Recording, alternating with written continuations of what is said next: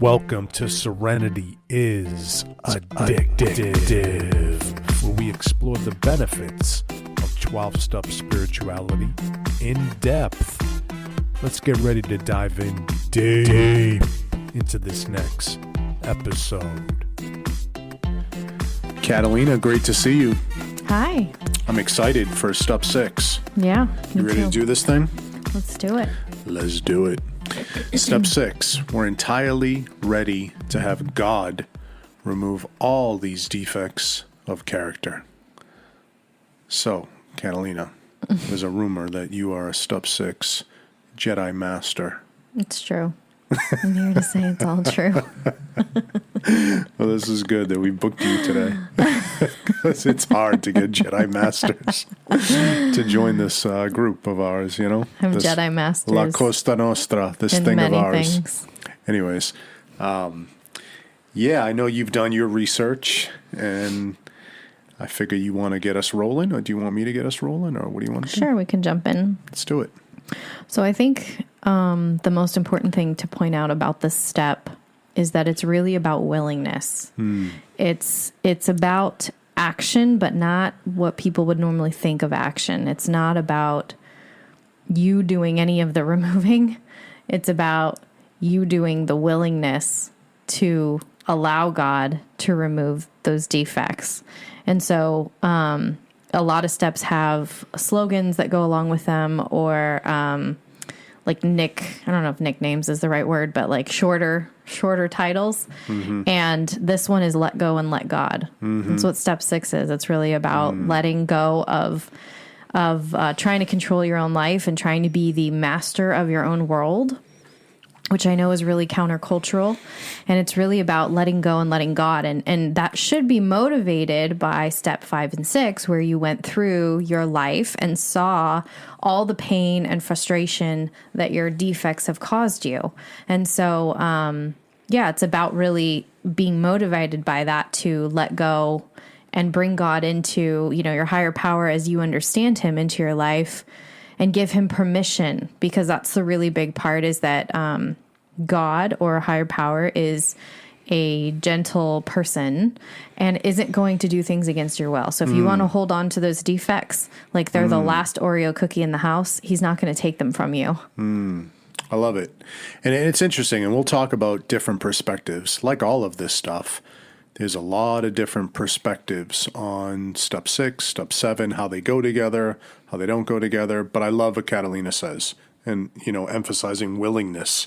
I mean, after going through step 1, 2, 3, and 4, and 5, step 1, I can't, I'm seeing where am I powerless, and where is the unmanageability in my life, and facing that to an extent where I'm able to, as you said, let go and let God, to even start that letting go process, is just if I can say, my way isn't working, and am I open to something greater than me, new possibilities that might work, and am I willing to kind of meet with other people and have other guides or mentors or sponsors or other people, it's a program of attraction, who have received and been where I've been and much worse, or where I've been and come out of it.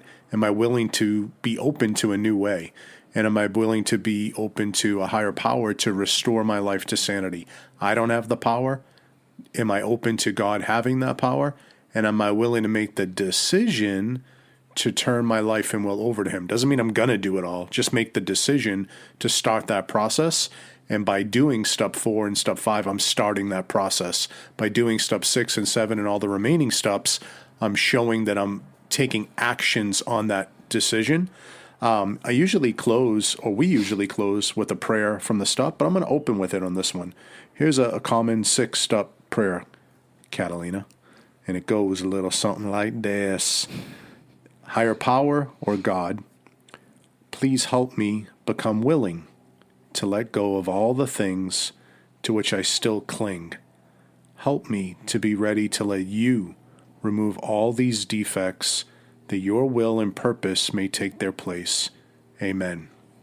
I read somewhere in one of the Al-Anon books that step 3 and step 6 go hand in hand as well.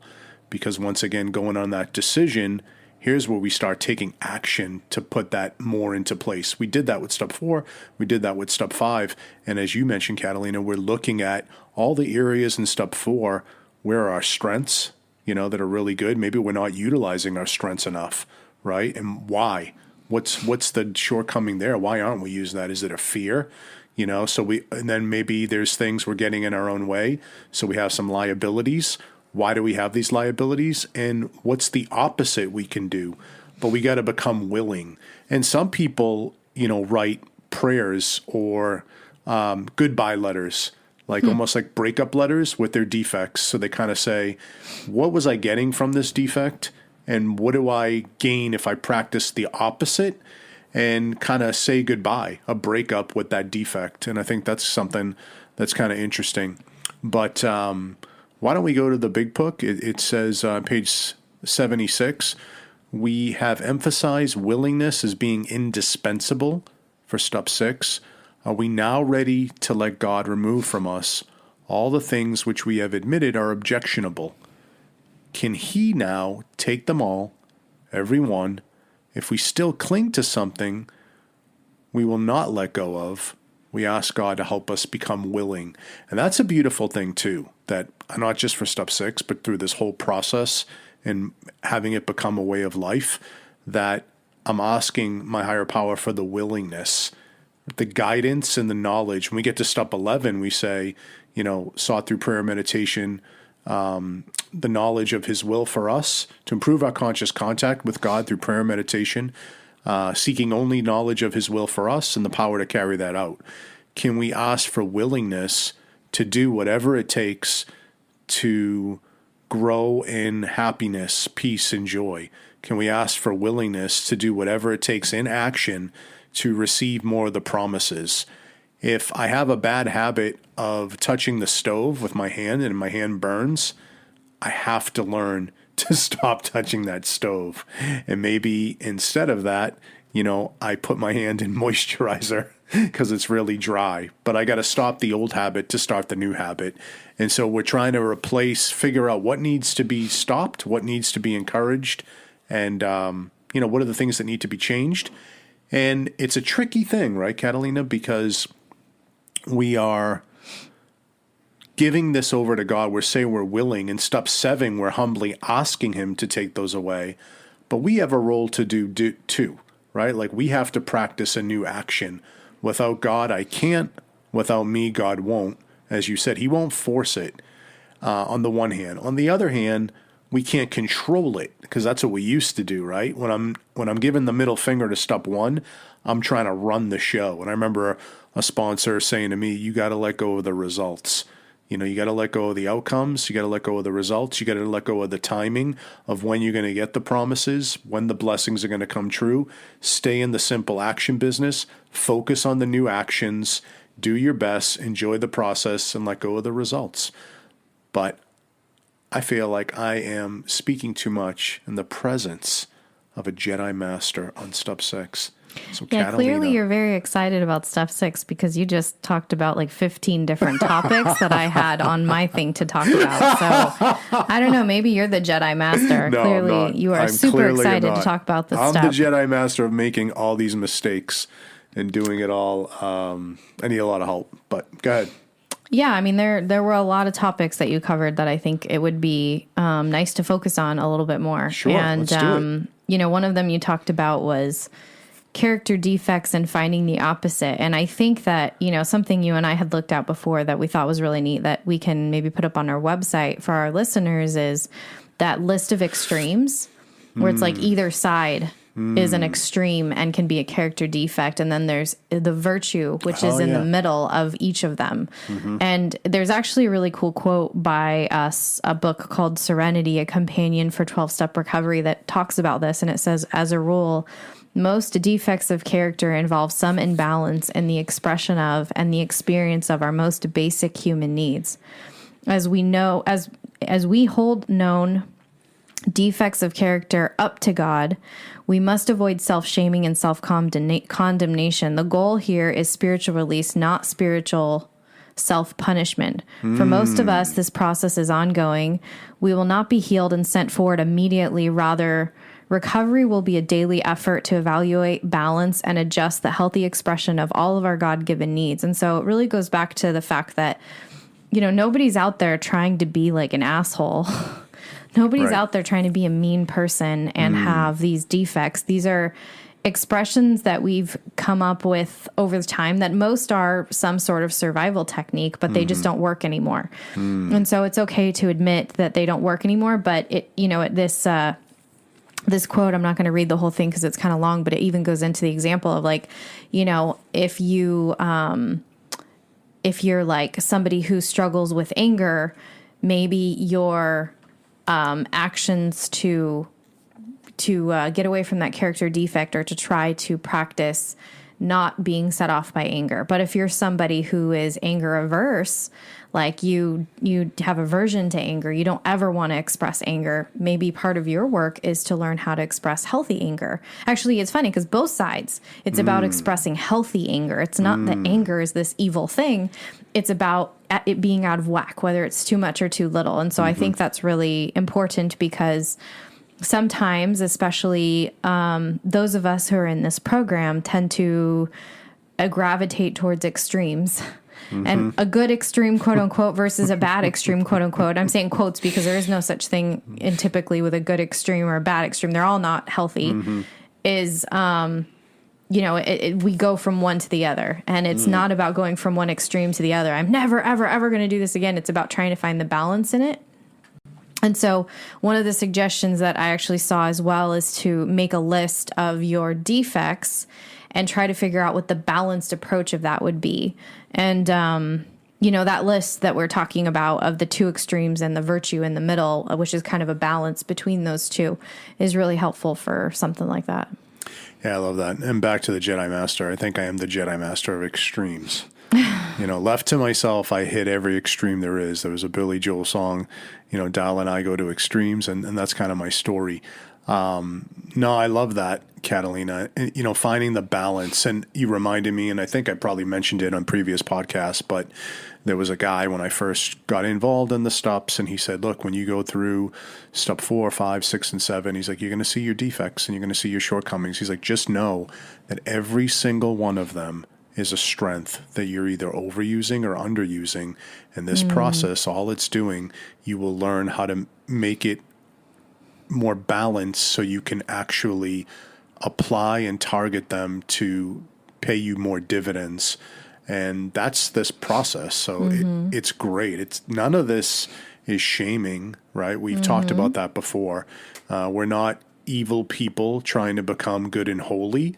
No, we're just imperfect human beings and trying to really, like a beautiful artiste, like Michelangelo, like who's my guy from Spain there? Gaudi. Ooh, Gaudi. Like Gaudi, we're trying to refine some art and chisel a beautiful sculpture and have God help us with that and really help us to be the best version of ourselves and partnering with this higher power. No, I think that's beautiful, Catalina. Beautiful.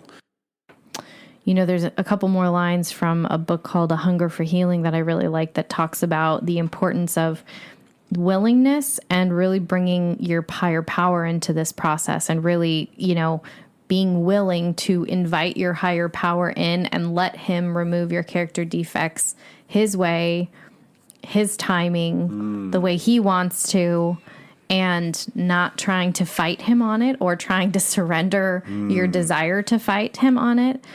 And it says, when we tried to clean ourselves up with our own power and discipline, which is what we learn about ourselves in steps 4 and 5, we kept ourselves agitated, confused, in denial, and worn out, and we were in an almost constant emotional pain.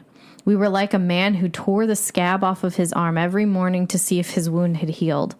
But it was in doing the sixth step that I saw why I had become so exhausted. I'd been trying to do God's part in the spiritual growth and healing process. In the program, I was told that my part was being entirely ready and being ready to let God be the controller and life changer of myself and others.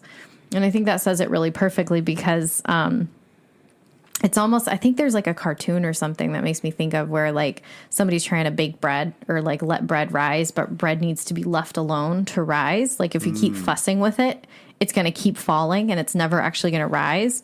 And so like the person keeps checking the bread and like pulling the, you know, it out of the oven or pulling the little dishcloth that's covering it up or whatever that's trying to let it rise because we're so eager.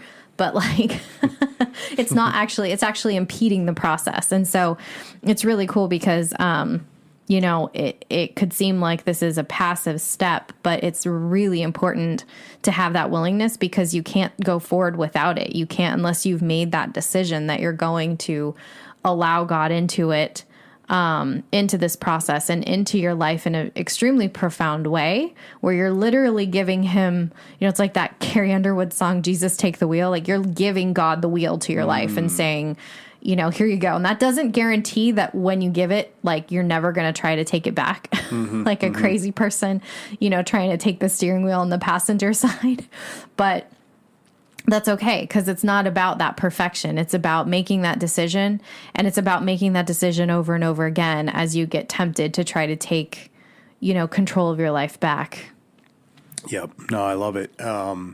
You also made me think like a paradox, or to complement what you're saying there, just the story of a caterpillar becoming a butterfly, right? If you think of God watching us, and there's some things we have to go through in life, even struggling with some of these defects. So sometimes we want them removed really quickly. Sometimes we don't want some removed. Sometimes we're afraid to have some removed. But, you know, where we want them to go too quickly, like Catalina was saying, you know, we got to let go of the timing because we might have to struggle with it. And if we still have the defect, there's something we still need to learn from it. So that's another thing we can ask our higher power, like, show me what I need to learn and show me why this isn't changing and what am I not seeing, and ask other people, how have you dealt with this? You know, like having the ability to say help. Ask for help. Yeah. Ask your higher power for being help. willing to listen to. Yeah. And what people might say. It's a story of a lifetime. You know, there's a book called Drop the Rock, and then there's a second book called Drop the Rock Ripple Effect. And both books are about steps 6, 7, 10, and 11 as a way of life, a daily practice to just show. And I think this quote that I'm going to read from the 12 and 12 sums it up. It says, so step 6, we're entirely ready to have God remove all these defects of character, is AA's way of stating the best possible attitude one can take in order to make a beginning on this lifetime job. This does not mean that we expect all of our character defects to be lifted out of us as the drive to drink was. A few of them may be, but with most of them, we shall have to be content with patient improvement. The words entirely ready underline the fact that we want to aim at the very best we know or can learn. And that's nice because I do want to be the very best that I can be, right? And whatever purpose or mission or reason I was put on this earth, I want that to be fulfilled. And with the help of my higher power and my cooperation, that's a work of a lifetime. I just don't know how it's going to happen and when it's going to happen. And in some areas where we go through dry spells, where we go through valleys, where we go through trials, you know, that's my higher power is like in a form pruning me. You know, we have, I have this lemon tree outside my home. And I remember Catalina talked about getting the gardener to have this tree pruned. And I haven't really gardened, you know, prior to this. And I didn't know what she was talking about, but the gardeners came and they like destroyed the tree, at least what I thought. And I came back, this big, beautiful tree was now this small little twig, it seemed. And I go, you know, like these people ruined our tree. And she's like, no, you don't understand. Watch how beautiful it's going to bloom. And sure enough, it became like 5 times the size that it ever was. And so there's a pruning, you know, throughout our lives, and trusting the process as long as we're cooperating and not getting in our own way and making it worse, right? Well, and that's what's so beautiful about step 6, because it basically says exactly what you're saying. It says, at this point in time, we should be pretty ready to say we can't fix it all. We can't fix our own problems. We can't remove our own defects, because if we could have, we would have. That's why we're bringing our higher power in, and there's a quote by How Al-Anon works that I thought was really nice. It says, but step 6 says nothing about changing ourselves or making our own defects of characters go away. In fact, this step points out that we are powerless to remove our defects of character by ourselves. Our role in this partnership with our higher power is to accept ourselves as we are, flaws and all, and to become willing to let go of all that stands in the way of our health and growth. And it's funny because I had the thought, the defects, our defects, my defects, remind me of Smeagol, like from Lord of the Rings, where, there's the point for those fans out there in the movie where Frodo's sitting with Gandalf and he's kind of like, I hate Smeagol, I wish that Bilbo had killed him when he had the chance. In The Hobbit, when he met with Smeagol for the first time. And, Gandalf looks at him and says, who are you to decide? You can't see everything that's going to happen. You can't see the future. You can't see all the effects that one life has. And he said, my senses tell me that he still has a part to play. And I think that, we see... It's easy, and I think it's such a great example because we see, Smeagol as like this evil character. Like, why wouldn't you? He causes nothing but problems. And we can see our defects the same way. Like, this is not good. There's no part of this that's good. But if your higher power hasn't removed it from you and you've been asking him and you've been doing your part to constantly just try to surrender it to him and do what you can, and that includes failing multiple times with it, multiple times a day, multiple times an hour, whatever, wherever you are, that means it still has a part to play with you. And that's hard to understand sometimes, but your higher power is so powerful. If he's really God, he can turn anything into good. Anything, including your defects, including the pieces of yourself that you might hate the most. He can make into something more beautiful than even your strengths if he wants to. And if he's not removing it from you, it has a part to play. And that doesn't mean you surrender to it. Like, you just let it run amok. You do your part. Like, they didn't just let Smeagol off the cuffs and let him, destroy the world. But, you do your part with it. But it's a part of the acceptance. The willingness is to let God come in, and the acceptance on how he's going to do it, what he's going to do. You're inviting him in to move your furniture in your house, and you got to be okay with what he keeps, what he gets rid of, what he moves where. Like, you've invited him to do this, and now your part is to keep remembering that you asked for this and to trust that the ultimate outcome is going to be better for not just you, but every human being on this earth that will ever come in contact with you. I love that. And you remind me of the phrase that's all throughout the programs, more will be revealed. So, like, even the things we think are our defects, even after our first step 4 and 5, we're touching upon some things. Then as we keep going and living this way, we're going to see that things we didn't even know were our defects are things that God wants us to remove more importantly than some of the things we're worried about. A couple examples, and I think I might have said this before, when I did one of my step 5s, certainly not my first one, a really thorough one with a sponsor, he told me, because I had a habit of calling him every day and telling him all the bad stuff I was doing or whatever, shaming myself, et cetera, et cetera. And he said, when are you going to start learning how to like yourself? So that started a process of like, wow, learning how to love myself. They also say sometimes, egomaniacs with an inferiority complex. And if I have a low self-esteem and I'm masking it with a big ego, there's those two extremes right there, somehow fitting in this weird, disgusting type of soup, right? Like these weird ingredients. But what needs to happen... Tons of garlic and tons of sugar. Together. Yeah. And so... Probably didn't taste very good. No, certainly not. And then the ego needs to be deflated to the middle, and the self-esteem needs to be lifted up to the middle.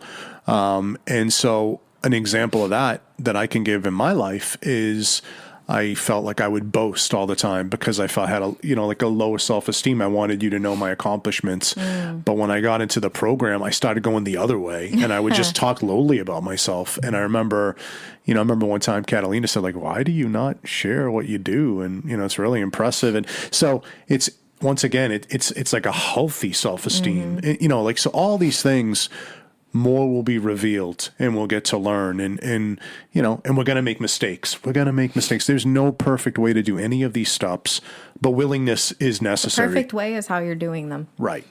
I mean, if you think about it, because sometimes I meet people and they're not willing to do anything, right? So you get the two extremes there. Like some people want to go 1,000 miles an hour and just finish. That's probably Finish not the 12 good. steps in 12 days. Yeah, 12 steps in 12 hours, or 12 steps in 12 minutes. 12-step cleanse. Yeah, 12-step cleanse, yeah.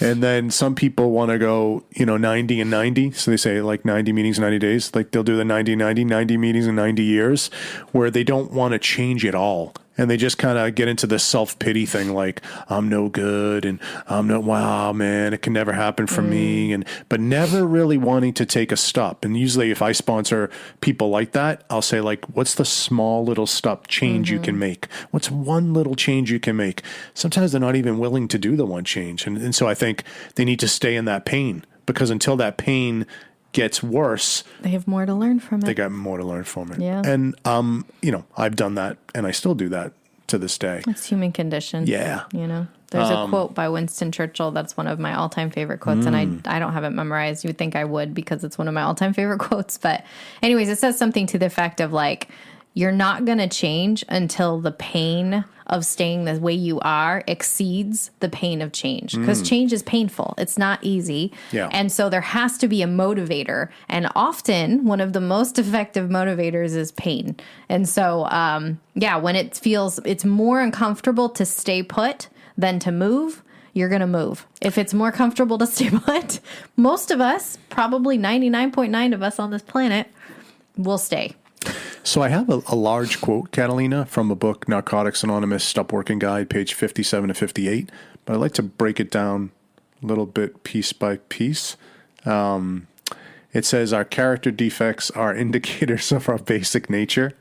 We are likely to find that we have the same basic nature as anyone else.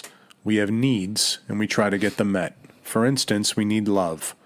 How we go about getting love is where our defects come into play. If we lie, cheat, or harm others and degrade ourselves to get love, we're acting on our defects. As defined in It Works, How and Why, our defects are basic human traits that have been distorted by our self-centeredness. I like that example because needing love is something very good. And we talked about how the instincts in themselves are good. It's when they dominate our lives. If we overdo them or underdo them, it's where they can have problems. I'll continue with the quote. With our sponsor's help, we need to list each defect we have, describe the ways in which we act on it, look at how it affects our lives, and very importantly, find out what we're feeling when we practice it. Imagine what our life would be like without each defect. Will help us see that we can live without it. Some of us take practical action by finding out what the opposite spiritual principle would be for each character defect. So here's an example. Would take a defect and list it, give a brief definition of the defect, then think about in what ways do I act on this defect. When I do act on this defect, what effect does it give me and others? What's the payoff I think I'm getting? What feelings do I associate with this defect? Am I trying to suppress certain feelings by acting on certain defects? What would my life be like without this defect or this behavior? And which spiritual principle can I apply instead? And it doesn't say this in the quote, but I think it's also important to see, like, if you're going to make a change, it should be something better. So whatever you're getting from the defect, whatever the new contrary action or principle or virtue you're going to practice, it should be actually make you feel better. So I think that's important. Catalina. I think people who are really hungry, we talked a little bit earlier about, like, taking action, can feel like this is a very passive step, and it's not. It's just a different type of action.